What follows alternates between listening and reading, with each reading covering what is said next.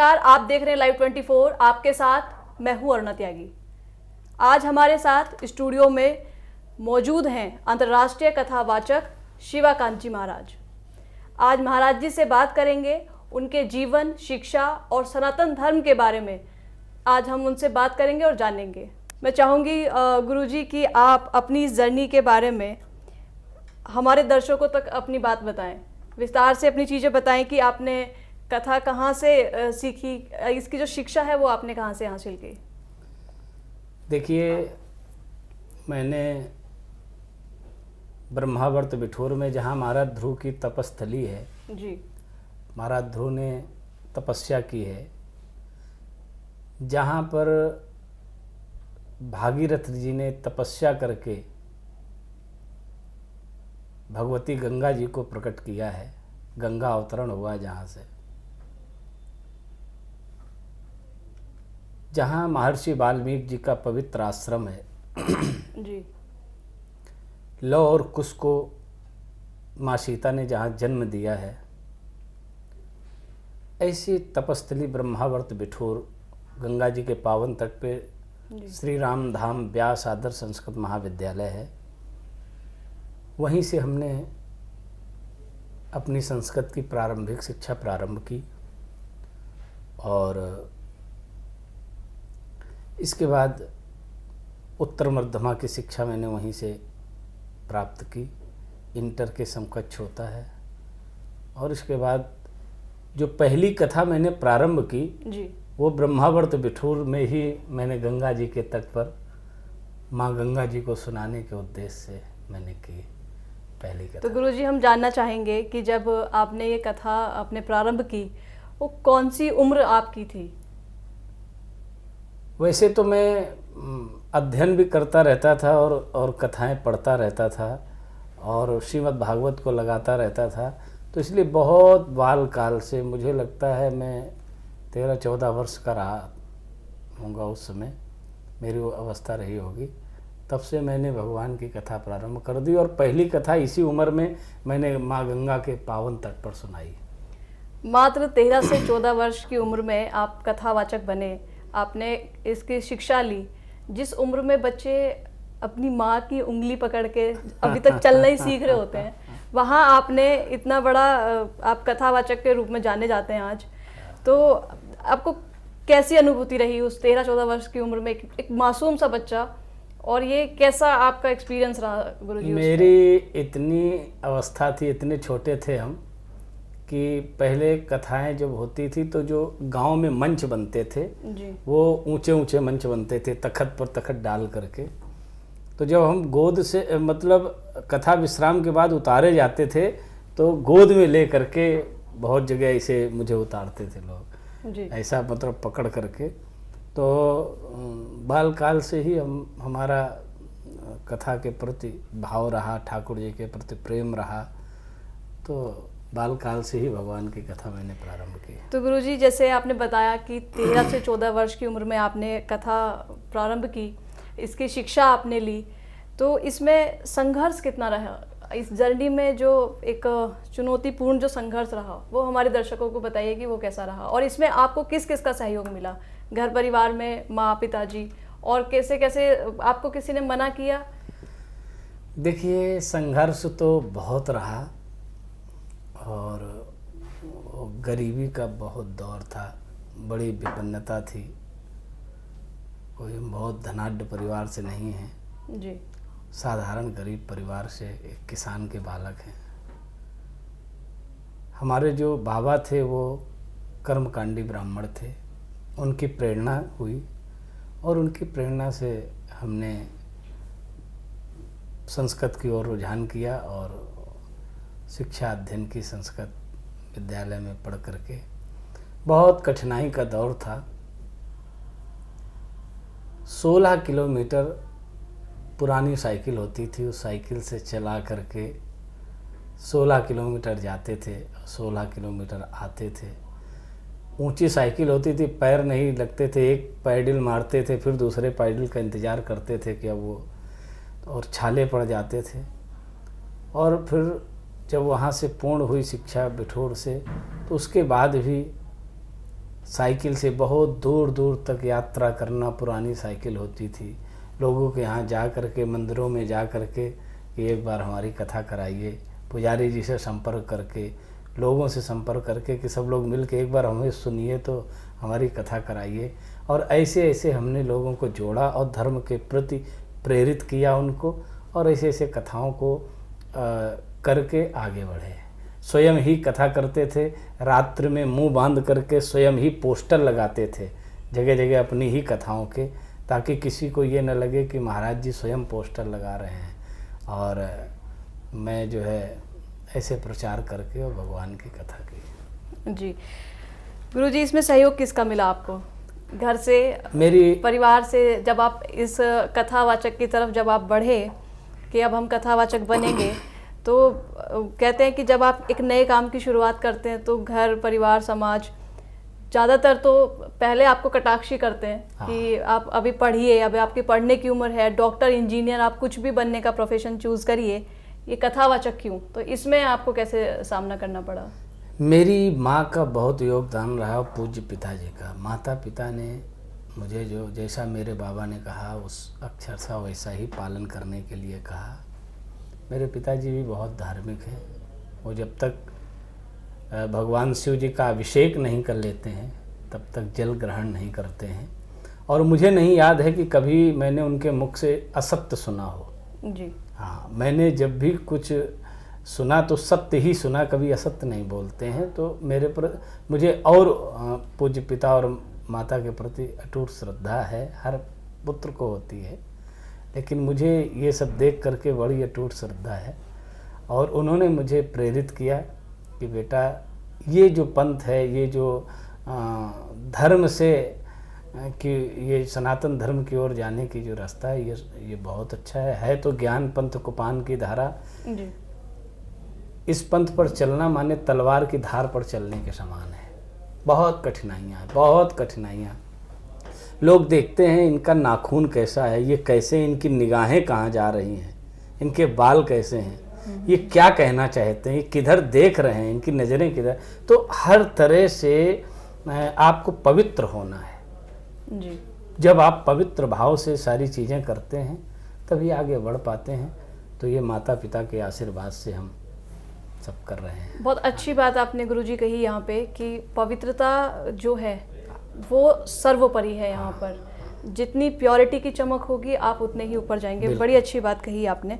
गुरुजी, मेरा आपसे एक प्रश्न और है यहाँ पर, क्या आपको नहीं लगता कि आज भक्ति भी एक कंपटीशन का पार्ट बन गई है, और कंपटीशन के चक्कर में ही आपको लगता है कि भक्ति बहुत पीछे छूट जा रही है? हालांकि आप एक बहुत जाने माने इंटरनेशनल कथावाचक हैं आप, तो मैं ये जानना चाहती हूँ कि क्या आपको लगता है कि प्रतिस्पर्धा के चक्कर में भक्ति पीछे है? देखिए, भक्ति तो अपना निजी विषय है। भक्ति निजी विषय है कि हम किस लेवल तक भक्ति करते हैं, क्या करते हैं। भक्ति हमारा निजी विषय है इसमें। और भक्ति में कोई कंपटीशन करता भी है तो मुझे तो अच्छा लगता है कि उससे और भक्ति की वृद्धि होती है और कार्यक्रमों की वृद्धि होती है जगह जगह। अभी मैं मेरठ गया था जी। अभी मैं मेरठ से ही आ रहा हूँ,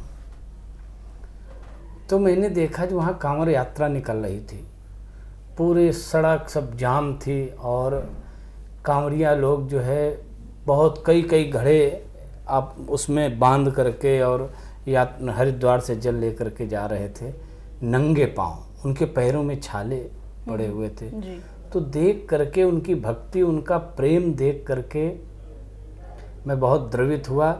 और मैंने स्वयं जो उनको रोक करके और मलहम पट्टी ले करके उनके पैरों को ठीक करने के लिए मैंने वो किया कि उनके छालों में पट्टी बांधना और सब कुछ।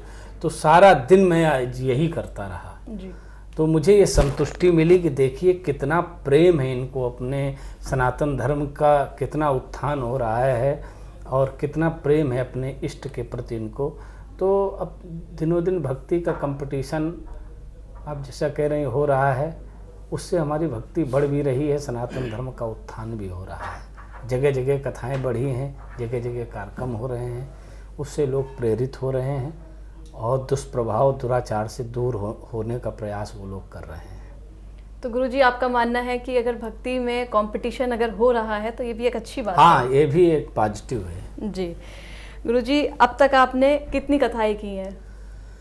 अभी तक हमने लमसम 500 के कथाएं की होंगी, 500 के आसपास कथाएं मैंने की हैं। बहुत इधर तो मैं कम कर पा रहा हूँ कथाएं, और भी व्यस्तताएं रहती हैं, लेकिन मैंने महीने में 3-3 कथाएं, तो 22-23 दिन तो महीने में कथा ही हो जाती थी। तो इस प्रकार से मैंने बहुत कथामय ही जीवन है हमारा, और उसका जो आनंद है वो मतलब अवर्णीय है, कहने योग्य नहीं है। जी नहीं, आपको देख के गुरुजी वो चमक दिख भी रही है कि कथा में वाकई आनंद है। गुरुजी, सनातन धर्म पे क्या कहेंगे? सनातन धर्म अनादि है, और मूलम ही विष्णुर्देवानां यत्र धर्म सनातन तस्य च ब्रह्म गो विप्र तपः यज्ञा स दक्षिणा। सनातन धर्म की, भगवान विष्णु की मूल जड़ है सनातन धर्म। जी, अनादि है, तब भी था, अब भी है, आगे भी रहेगा। और उस सनातन धर्म की मूल जड़ है ब्राह्मण, गाय, संत, यज्ञ, दक्षिणा, उपवास और अच्छे काम करना, सत्य का आचरण करना, किसी के साथ कोई चीटिंग न करना, सद्व्यवहार सबके साथ करना, यही सनातन धर्म है। और यही सनातन धर्म की खूबसूरती है जी, ऐसा गुरुजी का भी मानना है। गुरुजी, बागेश्वर वाले जो बाबा हैं, हाँ, वो आए दिन सुर्खियों में बने रहते हैं। जी, हिंदू राष्ट्र को लेके उनकी बड़ी मांग रहती है। हाँ। उस पे आप कैसे देखते हैं और आपके क्या विचार हैं? देखिए, अब ये हिंदू राष्ट्र के संबंध में तो निर्णय सरकार का है, सरकार लेगी। बाकी ये संतों का देश है, ये पूज्यों का देश है, ये महात्माओं का देश है, ये ऋषियों मुनियों का देश है। जी, तो यहाँ तो राष्ट्र, हिंदू राष्ट्र होना ही चाहिए। गुरुजी देखिए, आप बहुत बड़ी एक बात कह रहे हैं कि हिंदू राष्ट्र होना ही चाहिए, और मैं फिर यहाँ पे आपसे एक सवाल करूँगी गुरुजी। हाँ, हम उस भारत में रहते हैं जहाँ चलती हुई सरकार सबके हित में, सबके हित में अगर यूनिफॉर्म सिविल कोड की बात करती है तो भी काउंटर हो जाता है, तो भी कटाक्ष करते हैं। हाँ, और इसके पैरेलल में आप हिंदू राष्ट्र की भी मांग करते हैं कि होना ही चाहिए। तो यूसीसी पे क्या कहेंगे आप? यूसीसी पे मैं यही कहूँगा कि जो सरकार का निर्णय है वो बहुत सराहनीय है और सबको एक्सेप्ट करना चाहिए। वो सबको समान पैरेलल खड़ा कर रहे हैं, सबको समानता दे रहे हैं, तो इससे अच्छा और क्या हो सकता है? वो तो सबके लिए है, सबके लिए एक समानता का भाव सरकार दे रही है, तो इससे अच्छा और क्या हो सकता है? इसका विरोध कतई नहीं करना चाहिए, सबको साथ खड़ा होना चाहिए सरकार के। जी, तो गुरुजी का मानना है कि यूसीसी पे सबको साथ होना चाहिए और सबको एक साथ एकजुट में खड़े होकर के सरकार का समर्थन देना चाहिए। गुरुजी ऐसा कह रहे हैं आप? हाँ, बिल्कुल। यूसीसी का अर्थ भी यही है, मतलब भी यही है कि सबको समानता देना। जी, तो उसमें बुराई क्या है? सबको समानता देना चाहिए, ये कोई बुरी बात नहीं है। तो फिर गुरुजी हिंदू राष्ट्र? अब हिंदू राष्ट्र की हम मांग कर रहे हैं। हिंदू राष्ट्र तो हम अपनी बात मांगने से कहीं पीछे थोड़ी होंगे। जो हम अपने लोगों का या अपने कल्याण के लिए, अपने सनातन धर्म को आगे बढ़ाने के लिए जब तक हिंदू राष्ट्र नहीं होगा तब तक हम बहुत सारी चीज़ें सनातन धर्म के पक्ष में नहीं कर पाएंगे। जी, यही है, इसलिए हिंदू राष्ट्र के लिए हम मांग करते हैं। लेकिन जहाँ सरकार है, सरकार माने राजा, राजा माने पिता।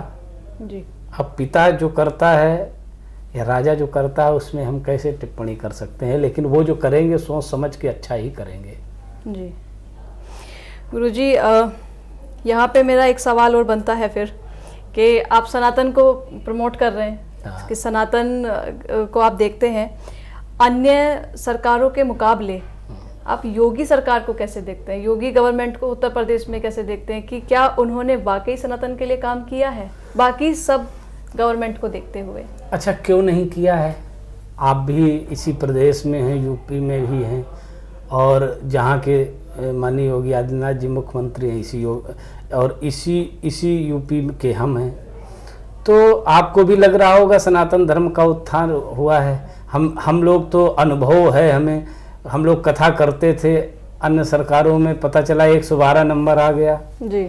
112 वाले आ गए, बोले भैया पुलिस आई है, क्यों? बोले हारन कम करो, चलो बंद करो, हारन कम करो। पड़ोसी ने शिकायत की है।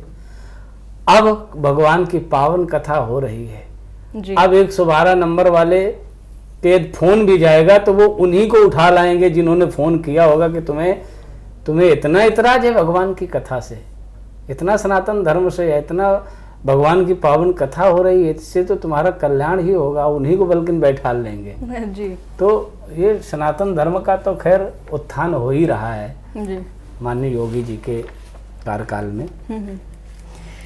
गुरुजी, आज के जो यूथ है उसको आप क्या कहना चाहेंगे सनातन को लेकर के? जैसे आप देख रहे हैं आजकल जो यूथ है वो नशे की लत में थोड़ा ज़्यादा है और शिक्षा का अभाव भी उनके अंदर देखने को मिलता है, तो सनातन, शिक्षा, इन दोनों को मिला करके यूथ को क्या कहना चाहेंगे?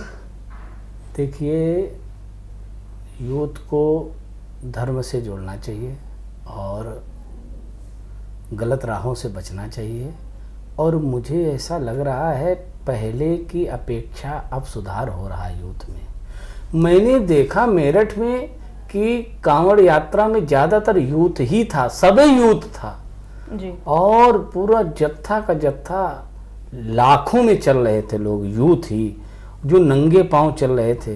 तो मुझे तो लग रहा है अब यूथ भटक नहीं रहा है। गुरुजी, फिर यहाँ पे मेरा एक सवाल आपसे फिर आता है कि यही तो कंपटीशन है।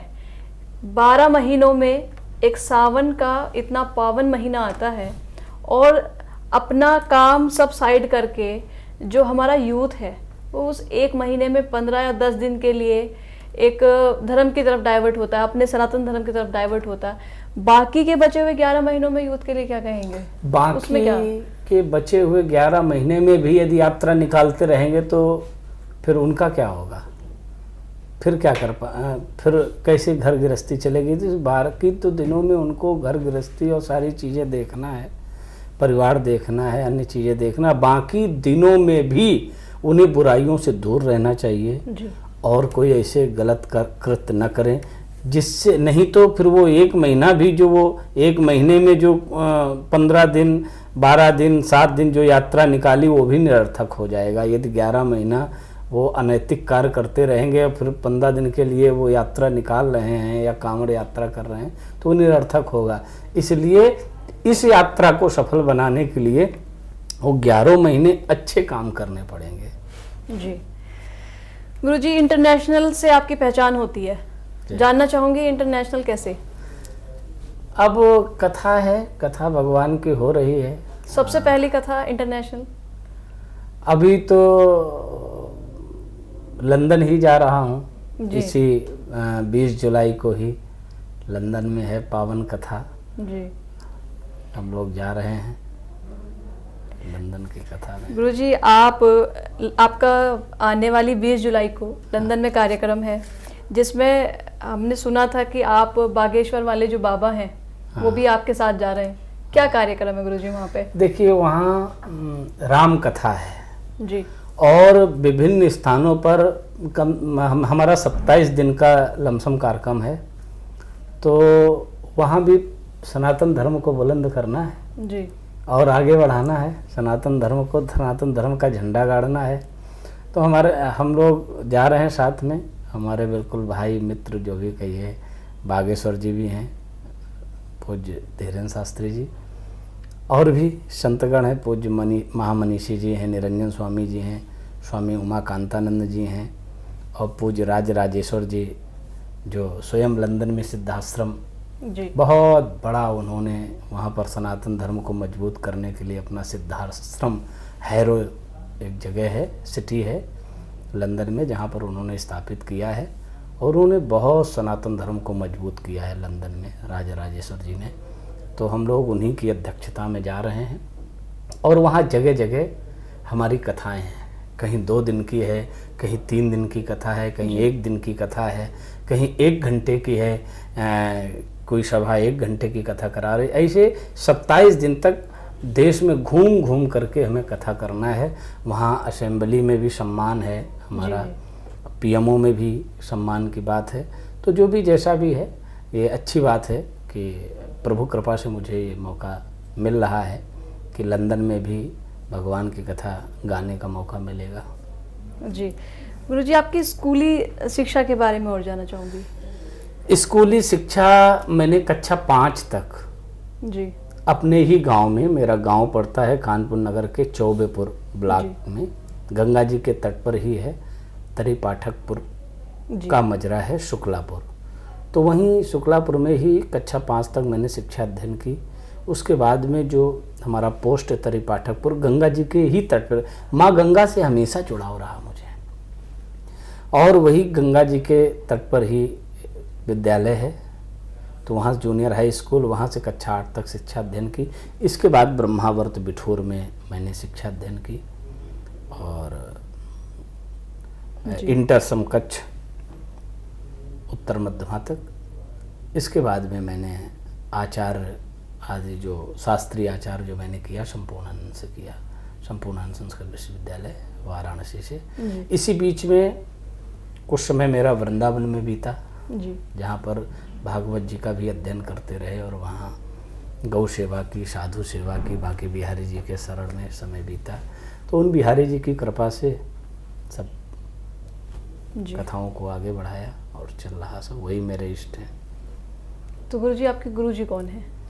मेरे गुरुजी का नाम हम श्री राधा कृष्ण जी महाराज ही हैं जी। वो वैसे श्री राधा कृष्ण अग्निहोत्री जी वो लिखते हैं, कन्नौज के हैं।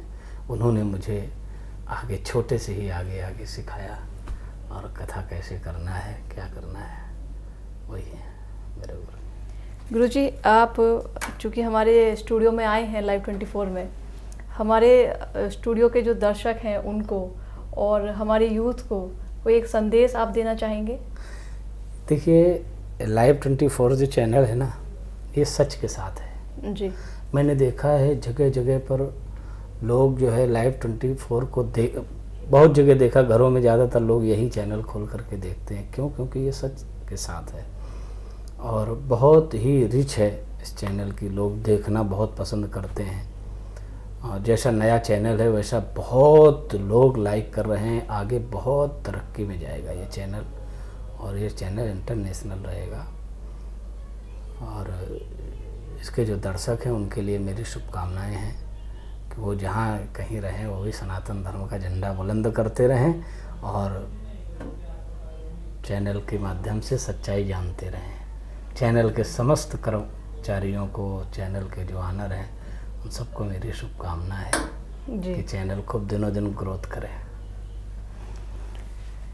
गुरुजी, मैं आपका अब, क्योंकि समय हो चुका है, तो मैं आपको अभी कहूँगी कि हमारे स्टूडियो में आने के लिए आपका बहुत बहुत धन्यवाद।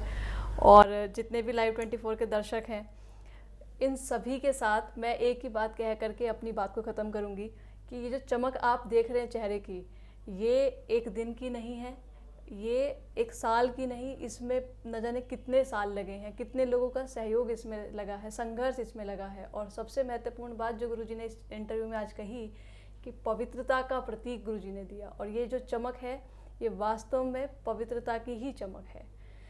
तो गुरुजी, आपका हमारे चैनल पे बहुत बहुत धन्यवाद, शुक्रिया आपका आने के लिए। ये थे हमारे साथ अंतर्राष्ट्रीय कथावाचक शिवा कांची महाराज। इसी के साथ आप देखते रहिए लाइव 24। मैं अरुणा त्यागी। नमस्कार।